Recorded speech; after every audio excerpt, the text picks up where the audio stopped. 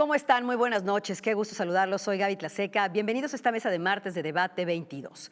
Tuvieron que pasar 18 años de una condena de 45 para que Irma Esquivel, mujer indígena del Estado de México, fuera liberada del penal de Nezahualcóyotl gracias a la ley de amnistía en el Estado de México y con el apoyo, por supuesto, de la CODEM. Su caso no es el único.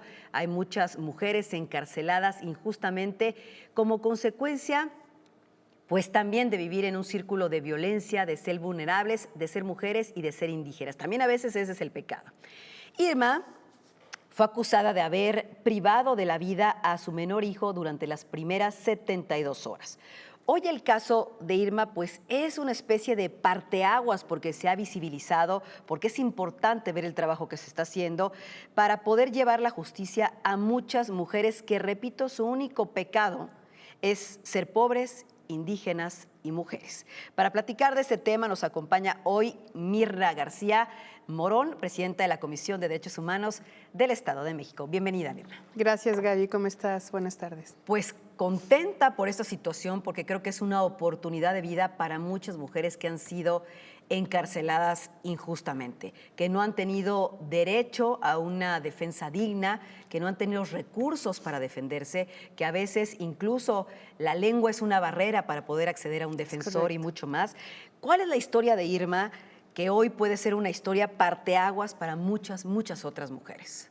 Claro, fíjate que en el colectivo se afirma que gran parte de la población penitenciaria, sobre todo de mujeres, también de hombres desde luego y de la comunidad, de la diversidad, lo ocupan las personas con extrema pobreza, que esto no permite que accedan en forma transversal a otra clase de derechos. Y en efecto, es así.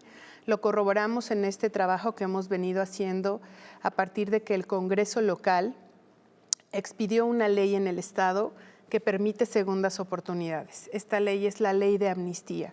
La amnistía es una figura extraordinaria que corre en paralelo a un proceso penal.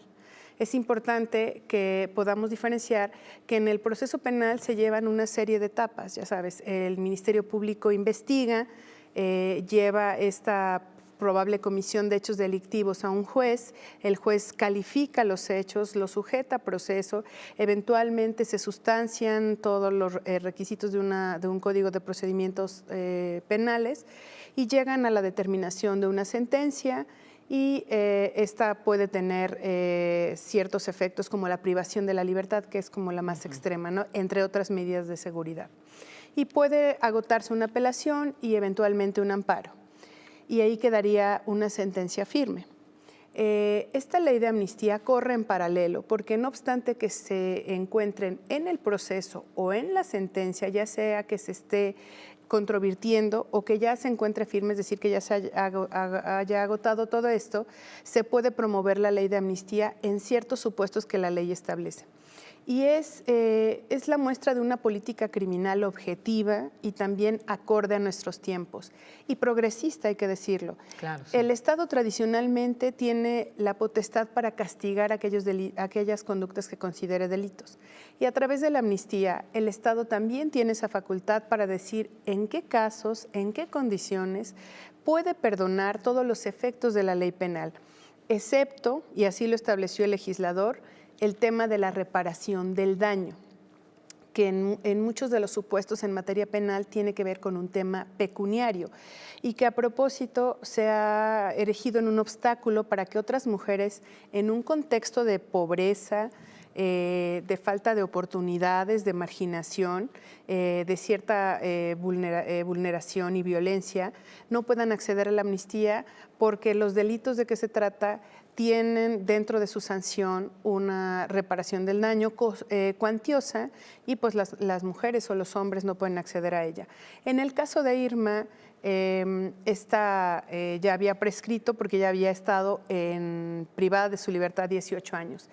Irma es una más de las historias de muchas mujeres del norte del Estado de México que viven normalizadamente la violencia y que ni ellas mismas se percatan que están viviendo envueltas en esto, porque es tan habitual que la pareja o la familia de la pareja o ciertos miembros de la sociedad ejerzan violencia contra ellas, familiar, económica, patrimonial, física, sexual, y no es tan visibilizado. Y esto se hace también dentro de los ámbitos familiares y dentro de los ámbitos de convivencia como el de Irma. Entonces ella está sumida en este tipo de círculos con una pareja, el padre de sus hijos, que es una persona celotípica, que eso incrementa la violencia que vive Irma, y además pues también es una persona con ciertos vicios como el alcohol, y en ciertas que esto actuó en contra de Irma. Y toda esta violencia se tradujo en que ella, cuando estaba embarazada de su tercer hijo, al asumir que ya no quería permanecer en concubinato con el padre de sus hijos, quiso concluir la relación. Y también pues la fertilidad puede ser otro medio de control por el que se ejerza violencia con las mujeres. Es una manera de retener a la persona. Es una manera de retener. Claro. Y entonces nuevamente Irma se embaraza de su tercer hijo. Ella pretendía ya concluir con esa relación. Y el marido se va percatando, ejerce nuevamente en estos círculos de violencia, va ejerciendo de acuerdo a diferentes niveles. La mamá de Irma se percata, lo llama y le dice que pues lo va incluso a denunciar, y entonces viene esa parte nuevamente del romanticismo y donde sí, bueno, ya te voy a tratar bien y demás. Irma espera a que se concluya este embarazo para poder concluir esa relación. Pero hay una sospecha por parte del marido, o eso le hace creer también como violencia y a manera de control de que probablemente no era el padre de ese hijo del resto de los hijos de Irma y que habían procreado.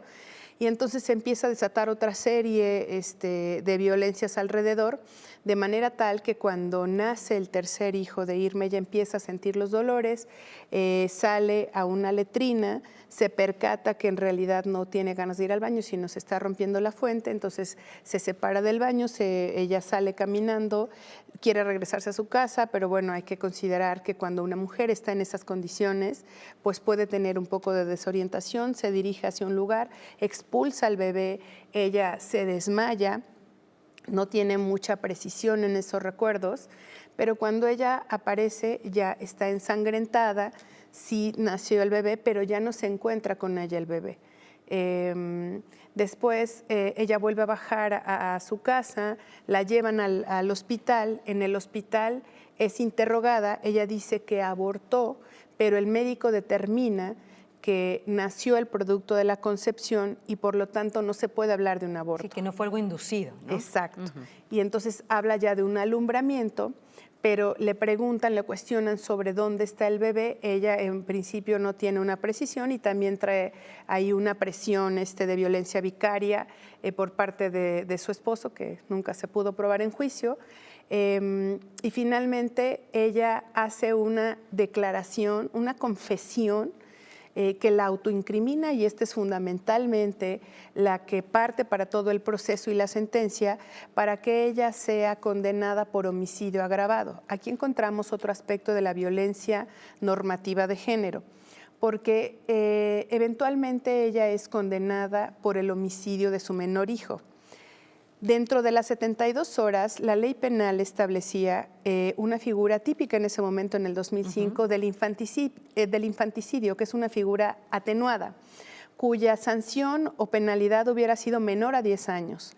No obstante, ella recibe el reproche tanto de los investigadores como del MP, como de todos los operadores jurídicos que la van llevando en este proceso penal. Le hacen un juicio moral, más allá de la ley. Así es, y un juicio de valor de lo que se supone se espera de las madres, en este romanticismo que todos tenemos, ¿no? Las madres cuidan, las madres. Todo el proceso la vuelve culpable. La vuelve culpable, no tiene una defensa técnica adecuada desde el momento en el que ella tenía derecho a no autoincriminarse. Claro.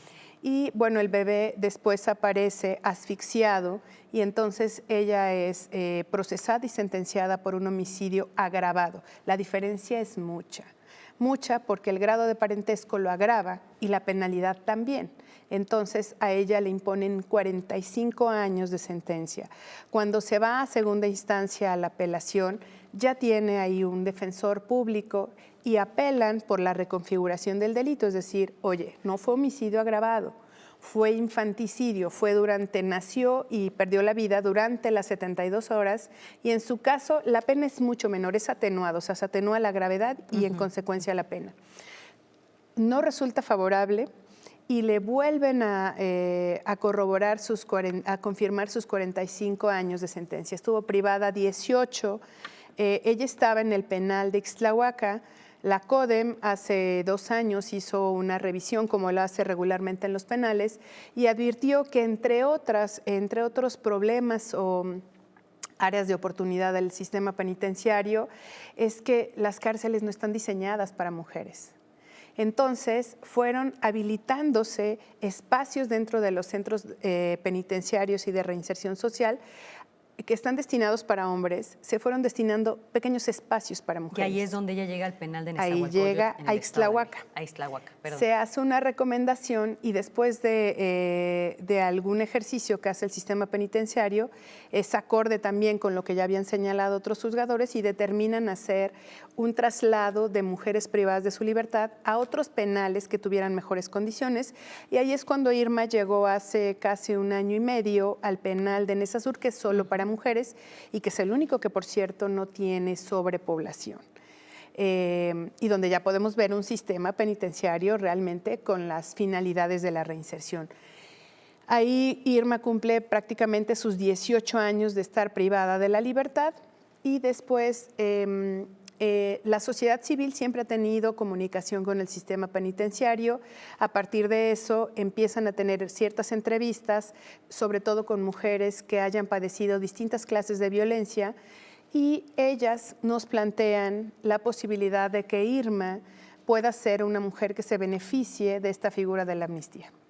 Y yo creo que aquí nos queda toda esta historia resumida, pero hablar de 18 años, de casi 2 décadas de ser privada de tu libertad, de haber sido una mujer vulnerable y no haber tenido derecho a una defensa como tendría que haber sido, etcétera, nos habla de que es el caso de Irma, de Blanca Estela, que nos traes, de Alejandra, de Imelda, de Silvia, de Virginia, de Ernesto y de muchos otros más que están, digamos, esperando poder tener una segunda oportunidad de vida. Vamos a hacer una pausa, si me lo permites, Mirna, y regresando, ¿qué tanto jugó en esto la mamá, la familia de Irma para poder llegar hasta ustedes, llegar a tener el apoyo de otras organizaciones? ¿Por qué realmente se le acabó perdonando? ¿Cómo está encima de todo esto el linchamiento social? ¿Cuántas mujeres hay en esta situación? Las horas perdonadas que van y cómo esta ley de amnistía realmente es un avance en materia de derechos humanos, si me lo permites. Con gusto. Se encuentra con nosotros Mirna García Morón, presidenta de la Comisión de Derechos Humanos del Estado de México. Vamos a seguir hablando de esta ley de amnistía en el Estado de México, del avance en materia de derechos humanos y de la liberación de esta mujer, Irma Esquivel, que ha sido un parteaguas. Ya volvemos.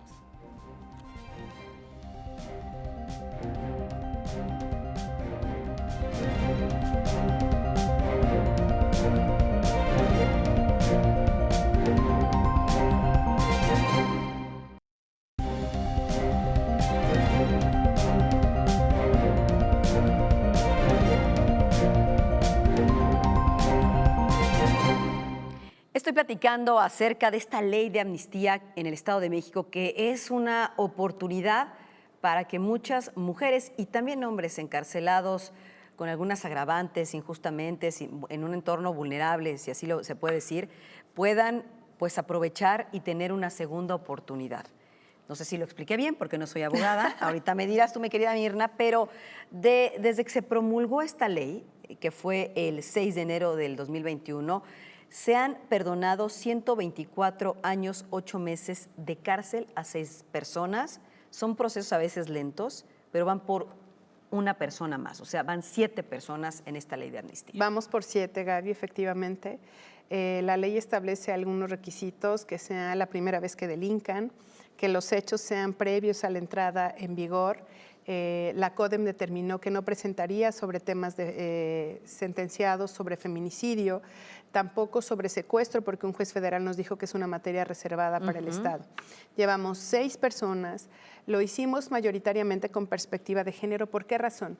Porque tú bien lo explicabas, las mujeres son las más vulnerables por sus condiciones y por sus cualidades, y son las más olvidadas en las cárceles, y son las que mayoritariamente han sido más desfavorecidas en la posibilidad del ejercicio efectivo de sus derechos humanos. Tan es así que el no contar con una defensa técnica adecuada, pues ha implicado que estas mujeres estén privadas de la libertad por tanto tiempo. La gente pensará, bueno, entendemos las condiciones de estas mujeres, pero ¿en qué consiste este perdón? Porque también tiene una carga moral y social importante en las comunidades que también a veces enjuician, linchan a las propias mujeres. Claro, el perdón y el olvido viene de la facultad que tiene el Estado para ordenar, para reprochar las conductas que son señaladas como delitos. Esa misma potestad le permite al Estado señalar en qué casos puede perdonar. En el caso, es importante clarificar que la ley previó que no se perdonara la reparación del daño, pero la pena privativa de libertad y otras medidas de seguridad pueden ser perdonadas. Y tratándose de delitos de alto impacto, esto es muy importante clarificarlo, porque, por ejemplo, la ley federal establece que todos los delitos del catálogo de la prisión preventiva oficiosa no pueden ser amnistiados. En nuestro caso, esta es una excepción a la ley que no está expresa. Fue a través de una interpretación de los órganos federales que se determinó que el legislador, de una manera progresiva, estableció una excepción en la ley. Entonces, solo será a través de un organismo público defensor de derechos humanos como nosotros. Por eso interviene la CODEM. Quien abre la puerta para que el juzgador lo pueda revisar. Entonces, esto es muy importante porque nosotros hemos recibido directamente 3.498 solicitudes desde 2021. 1.857 han sido declaradas improcedentes. Muchos de ellos no son primodelincuentes, hay que decirlo, y esta ley se hizo para darle una oportunidad a las personas primodelincuentes. Sí, los que delinquían solamente una vez. Una vez, que no tienen registro ni en el Estado ni en el país. Y bueno, hemos emitido 6 pronunciamientos, mayoritariamente con mujeres, porque lo hicimos con perspectiva de género, que es una herramienta metodológica que permite que se puedan materializar los derechos humanos de las mujeres, que son las menos favorecidas. Ahora, estas historias de vida, el caso de Irma Esquivel, el caso de Silvia, Virginia, Alejandra, Imelda, bueno, sales después de 18 años de la cárcel. ¿Cómo te acompaña la CODEM? Porque regresar a una zona donde vivías, donde fuiste vulnerada, donde fuiste víctima de violencia, también ha de ser complicado, aunque uno quiere regresar, por supuesto, con sus seres queridos. Claro, en realidad ellas salen completamente perdonadas por el Estado, incluso no hay antecedente penal. Ok, no se quedan. Pueden en el momento volver a solicitar su INE y se lo van a expedir de manera inmediata. Y claro, nosotros en la CODEM también les podemos emitir alguna medida cautelar si fuera necesario. Hasta ahora no lo ha sido, todas se han reincorporado, se han reinsertado. El sistema penitenciario tiene sus bondades, dentro de sus complejidades tiene sus bondades, y esos son los temas de reinserción. En todos los casos ya están trabajando. Irma apenas pues tiene unos días que salió, pero su pretensión es volver a trabajar. Todos los demás se han incluido a trabajar. En el caso de Alejandra, por ejemplo, ella pertenecía a un sindicato de una industria nacional y gracias a nuestra amnistía ella también lo presentó como un expediente y le resarcieron en sus derechos. Entonces ella vuelve nuevamente a trabajar como lo había hecho antes. Y también buscamos, por supuesto, la posibilidad de algunas instancias que les puedan generar a ellas una condición para una reincorporación a la sociedad. En el caso de Irma, en esta semana en la que ella está con su familia, ¿cómo ha sido? ¿De qué te has enterado? Yo sé que tú eres una mujer dedicada a lo que haces de oficio y has estado súper al pendiente de todas ellas, por supuesto, pero bueno, regresa. Hay que decir que el acompañamiento de su familia fue importante. Tú bien lo apuntabas. Así La mayoría de es. las mujeres en el sistema penitenciario son abandonadas por la familia. Olvidadas. Se olvidan de ellas. Y acá la mamá fue una figura clave también para contactar a las organizaciones, para llegar a la CODEM con ustedes, ¿no? Ser escuchada, buscar esta otra oportunidad. Y bueno, pues, ¿cómo han visto toda esta situación? La red de apoyo de la familia es absolutamente importante.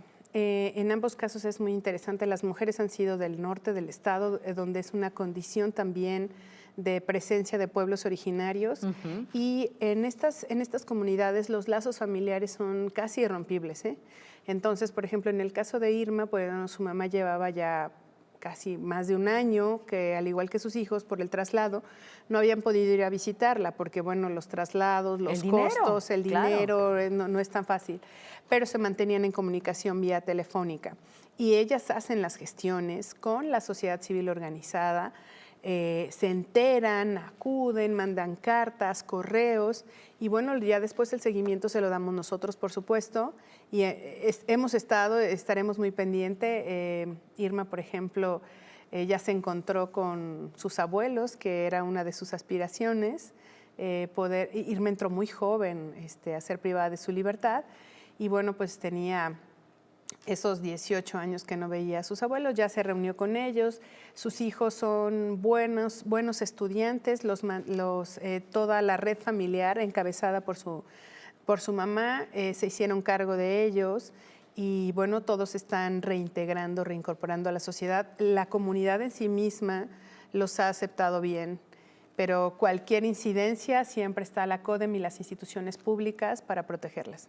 Me parece extraordinario que puedan echar mano de esas organizaciones, de esas instituciones que están ahí para proteger. Qué difícil, porque cuando me acuerdo escuchar a Irma cuando sale del penal de Neza decir, ha sido mucho tiempo, sí, pero hay que creer, hay que luchar, hay que ser incansables, hay que saber que sí se puede, hay que confiar en las organizaciones, y si no hubiera sido de esta manera, hubiera sido de la otra, yo no me iba a rendir. Sí. Me imagino que hay mujeres que intentan, tú has de saberlo bien, Mirna, que se rinden en el intento. Muchas se olvidan a sí mismas. Fíjate que algo que me llamó mucho la atención de Irma ahora ya en las pláticas que hemos tenido en esta semana es que ella acudió a todas las capacitaciones que daban en el sistema penitenciario. Incluso ella se certificó en mediación, cosa que me llamó mucho la atención. Y ella trabajó mucho con las psicólogas, con los psicólogos, con los maestros. Ella expresó su gratitud a la gente del sistema, porque al interior aprendió muchas cosas que las incorporó a su vida. Y entre ellas, y me lo dijo, la resiliencia. Entonces es una persona que optó por, en esa circunstancia de desventaja, pues también aprovecharla. Entonces, ella tiene cierta preparación técnica que hoy va a retomar para que pueda reincorporarse a su vida. Pero es una mujer que se reincorpora incluso sin rencor, o sea... Sí, se siente está en paz. En sus palabras. ¿Cómo podemos concluir, Mirna? Digo, esto es un trabajo, es una historia en desarrollo. Sí. Van por las 7, pero será la 8, la 9 y las 10. Yo sé que tu labor ha sido incansable. Y bueno, ¿con qué podemos cerrar? Al menos poniendo esto sobre la mesa de que pues, hay una esperanza, y se abre una ventana ahí en materia de derechos humanos para muchas mujeres en situación vulnerable. Creo que lo más importante es recordar y que los derechos humanos no tienen solo que ser aspiraciones que están ahí filosóficas, morales, así como los voy a alcanzar. Me parece que tenemos que encontrar elementos materiales para hacerlos efectivos, y que en ese sentido todos los operadores jurídicos, los policías, que son los primeros respondientes, los investigadores, los ministerios públicos, los jueces, los magistrados, los defensores, todos los que acompañan en el proceso, estamos bajo la lupa del escrutinio de la efectividad de los derechos humanos. La calidad de un sistema jurídico se determina también por la calidad de sus operadores. Totalmente. Y este tipo de historias, dada la progresividad de los derechos humanos, no tendría que volverse a repetir. Tenemos que utilizar las herramientas de la perspectiva de género, atender al contexto que rodea a las personas, a las mujeres. Cada caso es diferente. Cada uno es diferente. y tenemos una oportunidad de generar sistemas más objetivos, pero también más humanistas y acordes a la circunstancia y el contexto y la vulnerabilidad, sobre todo de las mujeres. Pero tenemos mujeres que suman sus vulnerabilidades, mujeres indígenas, sin cultura, con marginalidad, con diferentes clases de violencia, y debemos de restar siempre el tema de la violencia institucional. No puede haber violencia institucional. Debemos de ir también por los temas de violencia normativa. El infanticidio, por ejemplo, te sigue pidiendo que no tengas mala fama pública. Son muchos aspectos en los que tenemos que avanzar para lograr la verdadera igualdad de las mujeres y que podamos vivir en un pleno ejercicio de derechos humanos. Mirna, te agradezco muchísimo que hayas estado con nosotros. Mirna García Mora es presidenta de la Comisión de Derechos Humanos, Estado de México. Cualquier cosa, comuníquense con nosotros, comuníquense con la CODEM. Estamos, por supuesto, al servicio de todos ustedes. Gracias, de verdad, por esta conversación. Gracias a todos. Gracias a ustedes por vernos como cada martes. Soy Gaby Tlaseca. Nos vemos la próxima semana.